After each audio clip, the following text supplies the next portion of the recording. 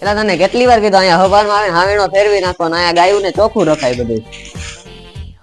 હાલ એટલે તું જલ્દી આ ખોળ પલ્લા લેતા હું આ ગાયને ધોઈ નાખું હાલ. જો તમે આ ગાયનું દૂધ પીવો એટલે તમારે જીમ બીમમાં ન જવું પડે, વગર જીમે જોઈ લે આ બાવડા.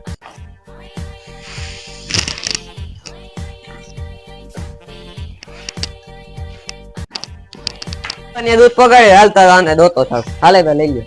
એ અહીંયા ક્યાં આવી આમ જાને તું ખાવાનું એ ઓલી બાજુ ખાતી નથી. આપડે લેવાની છે, કોઈ ઘર ઘર આવું હોય તો કેજો ને.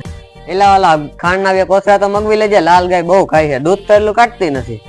તમારે આ લેવું કહેજે, આપડે દેવાનું જ છે. એ ઓલી ગાય વહી જાય તો જલ્દી ડેલો બંધ કર. અરે